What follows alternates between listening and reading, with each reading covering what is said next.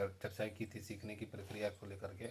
आज उससे संबंधित जो भी टॉपिक्स हैं, उससे जो भी प्रश्न बन रहे हैं, उनको लेकर के आया हूँ। ये निश्चित है आप लोग के लिए लाभ का विषय होगा और आप लोगों से अपेक्षा है कि आप लोग निश्चित तौर से इससे जुड़े रहें और हमारे चैनल को लाइक शेयर सब्सक्राइब ज़रूर कर दें, ताकि आप सबों को जो है ट्रेड से संबंधित जितने भी तरह की क्वायरीज होंगे, जितने तरह के प्रश्न बनने की संभावना होगी, वो मैं आपको कराने का प्रयास करूँगा। तो पुनः एक बार आज के द्वितीय क्लास में हम लोग प्रयास करेंगे कि कौन कौन से ऐसे प्रश्न हैं जो सीखने की प्रक्रिया से संबंधित है और जो हमें जानने की आवश्यकता है।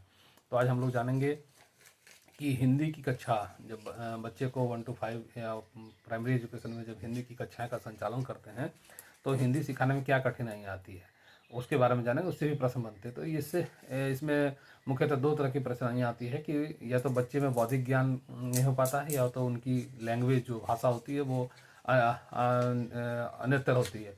हम हिंदी पढ़ा रहे होते हैं और उस बच्चे का जो है भाषा का विकास जो है वो खोटा में हुआ होता है, या फिर संथाली में, या फिर अन्य भाषाओं में हुआ होता है। तो ऐसी स्थिति में वो बच्चे सीख नहीं पाते हैं और हम उन्हें बारंबार प्रयास करते हैं तो वो आसानी से नहीं सीख पाते। तो यहाँ हमारा पहला प्रयास होना चाहिए कि हमें उस बच्चे को उसी की भाषा में सिखाने का प्रयास करें। यदि वो खोटा भाषी बच्चा है तो पहले ही खोटा में हम उसका प्रयास करेंगे कि वो खोटा में ही सीखे, या आदिवासी बच्चे हैं तो वो अगर संथाली जान रहे हैं तो संथाली में प्रयास करेंगे कि उसे प्राइमरी जो प्रेप एजुकेशन होगा, बच्चे का जो स्टार्टिंग प्रिपरेशन होगा वो उसी भाषा में देने का प्रावधान है। और RT एक्ट जो उल्लेख करता है, या NCF जो है नेशनल करिकुलम फॉरम जो 2020 के तहत जो अभी नई शिक्षा नीति लागू की गई है, और उसमें भी ये प्रावधान किया है कि ऐसे प्राथमिक बच्चे जिन्हें उन्हीं की भाषा में है, उन्हें प्राइमरी एजुकेशन देने की बात की जा रही है, उनको उन्हीं भाषा में सिखाने का प्रयास किया जा रहा है। तो सबसे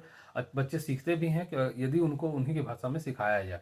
तो ये प्रश्न बनने की प्रबल संभावना है कि यदि छोटे बच्चे हैं उनको प्राइमरी एजुकेशन में देना है तो उनको उनकी भाषा में, वो जो बच्चे जिस भाषा में जान रहे हैं, क्षेत्रीय भाषा का ज्ञान है, उसी भाषा में उनको सिखाने का प्रयास करेंगे तो वो सीख जाएंगे।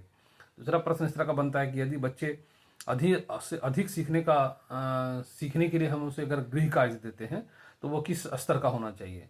हम बच्चे को हम पढ़ाते हैं, पढ़ाने के क्रम में हम उसका आकलन भी करते हैं, असेसमेंट करते हैं, और असेसमेंट करने के बाद ही, जैसे कि 45 मिनट का पीरियड होता है, तो 45 मिनट में हम एक समय होता है कि हम उस बच्चे का आकलन भी कर लेते हैं कि वो बच्चे कहाँ तक सीखे हैं और उनका क्या सीखने की ग्रोथ रेट है, वो कहाँ तक सीख पाए हैं। तो उसी के आधार पर जितना वो बच्चे ने सीखा है उसी का अभ्यास प्रश्न के लिए गृह कार्य दिया जाता है, ताकि वो बच्चे में फ्लुएंट आए, निरंतरता बनी रहे और वो आसानी से उसका कार्य किया जाता है। यानी कि उसकी दक्षता के अनुसार गृह कार्य देना चाहिए ताकि बच्चे आसानी से उसे कर पाएँ।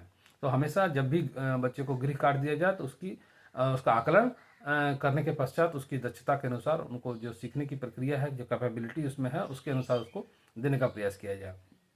नेक्स्ट प्रश्न बनता है कि कविता शिक्षण के अंतर्गत सीखने का मुख्य उद्देश्य क्या है। यदि कविता शिक्षण हम बच्चे को सिखाते हैं तो उससे क्या सीखने को मिलता है।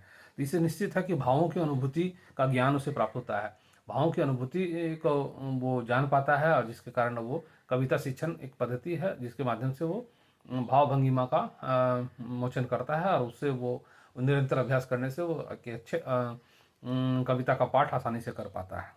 इसके बाद एक नया क्वेश्चन और भी बन सकता है कि बच्चों में सक्रिय शब्दकोश किसे कहते हैं, सक्रिय शब्दकोश का क्या है मीनिंग है। तो निश्चित है कि सक्रिय शब्दकोश जो वर्ड है, जिन शब्दों का अर्थ बच्चे जानते हैं और प्रयोग करते हैं उसे सक्रिय शब्दकोश कहते हैं। यानी कि जो बच्चा जिस शब्द का प्रयोग आसानी से कर ले रहा है और उसका उपयोग भी कर ले रहा है तो वो सक्रिय शब्दकोश कहलाता है। लिखना पढ़ने से पूर्व सीखना चाहिए, ये कथन जो है लेडी मॉन्टेसरी का है। उन्होंने कहा है कि लेडी मॉन्टेसरी ने कहा है कि लिखना पढ़ने से पूर्व सीखना चाहिए, एक कथन है। तो लेडी मॉन्टेसरी के नाम से जो प्राइमरी एजुकेशन है, जो नर्सरी और KG UKG LKG की कक्षाएँ काफ़ी उनके नाम से संचालित की जा रही है, और ये इन्हीं के नाम पर जो है मॉन्टेसरी क्लासेस या इनके नाम पर बहुत सारे चलते हैं। तो निश्चित है इनका कहना था कि लिखना पढ़ने से पूर्व सीखना चाहिए। यह विचार जो था लेडी मॉन्टेसरी का था। इसी प्रकार भाषा सीखने के लिए सबसे उपयुक्त साधन क्या है। भाषा सीखने के लिए सबसे उपयुक्त साधन है अनुकरण करना। हम जैसे जैसे अनुकरण करेंगे तभी हम उस बच्चे भाषा को सीख पाएंगे। तो भाषा सीखने के लिए सबसे उपयुक्त साधन जो है वो है अनुकरण करना। नेक्स्ट है भाषा शिक्षण के अंतर्गत भाषा के अधिग्रहण हेतु सबसे प्रबल पक्ष क्या है। तो सबसे प्रबल पक्ष जो होता है सुनना और पढ़ना। जो हम सुनते हैं और उसी को पढ़ते हैं तो वही हमारा सबसे प्रबल पक्ष कहलाता है। बच्चों में सीखने से होने वाले प्रभावपूर्ण परिवर्तन क्या होता है। बच्चों में सीखने से जो परिवर्तन आता है वो व्यवहार में परिवर्तन आता है। ये डिफिनेशन भी है। बच्चों में जो प्रबल परिवर्तन आने की संभावना होती है उसके व्यवहार में परिवर्तन होता है। सभी छात्रों में सीखने की क्षमता होती है वो सभी छात्रों में सीखने की क्षमता भिन्न भिन्न होती है, एक जैसी नहीं होती है। हर छात्रों में सीखने की जो IQ लेवल होता है वो अलग अलग होता है, इसलिए भिन्न भिन्न होती है। एक बालक में भाषा अधिग्रहण करते समय सर्वप्रथम प्रयोग होता है। क्या प्रयोग करते हैं? तो सबसे पहले जब भाषा का उपयोग करते हैं तो वो निरर्थक शब्दों का उपयोग करता है। सबसे पहला जो प्रयोग होता है वो निरर्थक शब्दों का प्रयोग करता है। इस प्रकार आगे हम लोग व्यवहार में संशोधन करने की एक प्रक्रिया है। अधिग्रहण जो है व्यवहार में संशोधन करने की प्रक्रिया है, जिसके माध्यम से जब हम सीख जाते हैं, सीखना कहलाते हैं, जो अधिग्रहित कर लेते हैं वो हमारे व्यवहार में परिवर्तन करता है। मानसिक रूप से परिपक्व बच्चे अधिकतर होते हैं जल्दी ग्रहण कर सकते हैं। जो भी हम सिखाते हैं वो जल्दी जल्दी वो ग्रहण कर सकते हैं जो मानसिक रूप से परिपक्व बच्चे होते हैं, यानी कि जिनका हेल्थ अच्छा होता है, वो मानसिक रूप से प्रबल होते हैं, वो अच्छा आसानी से सीख पाते हैं। भाषा शिक्षण के अंतर्गत अधिग्रहण करने की वह अवस्था जिसमें बालक शुद्ध उच्चारण करने लगते हैं। बालक का शुद्ध उच्चारण करने का जो समय होता है वो 3 वर्ष होता है। 3 वर्ष से बच्चे शुद्ध उच्चारण करने लगते हैं, बोलने लगते हैं और अच्छी तरह से थोड़ा थोड़ा उसमें समझने का विकास हो जाता है। और इस तरह से 8 वर्ष तक वो कम्प्लीटली परिपक्व हो जाता है। हर क्षेत्र को संग्रहित करने के लिए 8 वर्ष की आयु उसके लिए, उसके मानसिक डेवलपमेंट के लिए काफ़ी होता है। वो सभी चीज़ संग्रहण कर सकता है। प्राथमिक स्तर पर पढ़ाई जाने वाली भाषा जो होती है वो मातृभाषा होती है। जो प्राथमिक स्तर का जो भाषा होता है, हम जिस बच्चे को पढ़ाएंगे उसको उसी के लैंग्वेज में पढ़ाएंगे जो बच्चा जान रहा है। ये प्राथमिक भाषा पढ़ाने का एक हमारा प्राथमिक स्तर पर पढ़ाई जाने वाली भाषा है। अभ्यास के नियम के उसी प्रकार से आगे हम लोग जानते हैं कि जब बच्चा किसी सीखी हुई बात का प्रयोग करता है तो वह प्रक्रिया क्या कहलाता है। जब बच्चे किसी सीखी हुई बात का उपयोग करता है तो वह अधिग्रहण कहलाता है। जो वो सीखा और उसका उपयोग करने लगा वो अधिग्रहण कहलाता है। सीखने में संबंध प्रतिक्रिया सिद्धांत का प्रतिपादन जो किया था पावलो ने किया था। सीखने में संबंध प्रतिक्रियावाद सिद्धांत का प्रतिपादन पावलो के द्वारा किया गया था। इस प्रकार से हम लोग 15, 16, 17 प्रश्न का भी अध्ययन किए हैं। नेक्स्ट और प्रयास करते हैं। हम लोग जितने भी इम्पोर्टेंट प्रश्न हैं उसको जानने का प्रयास करेंगे ताकि आप लोग निश्चित तौर पर इस प्रश्न का दोहराव करने से आपको आसानी से इसमें सफलता मिल सकती है। भाषा एक कौशल है और इसका विकास अभ्यास निर्भर करता है। यह कथन किसका है? भाषा एक कौशल है और इसका विकास अभ्यास पर निर्भर करता है। ये जो डेवलप होता है, जो इसका विकास होता है वो अभ्यास पर निर्भर करता है।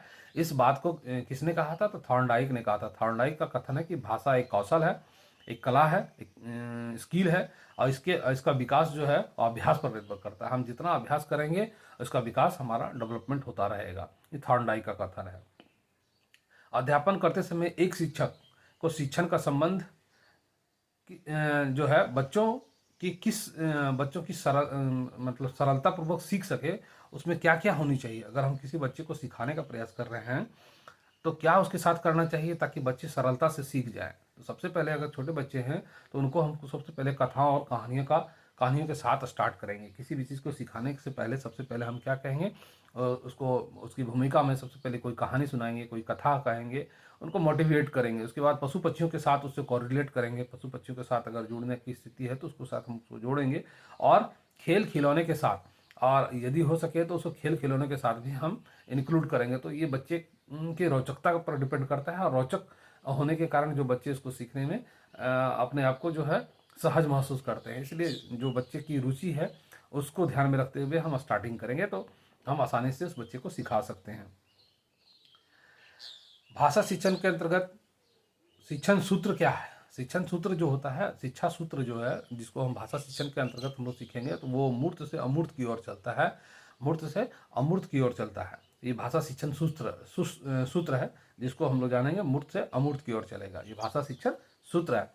भाषा शिक्षण में पाठ्य सामग्री और उसकी शिक्षण प्रणाली का चुनाव किस आधार पर किया जाना चाहिए? ये बच्चों की आवश्यकता के आधार पर चुनाव करना चाहिए। तो बच्चों की जो आवश्यकताएं हैं वो किस आधार पर सीख सकते हैं उसी के आधार पर उनका चयन किया जाना चाहिए उनको सिखाने की प्रक्रिया में।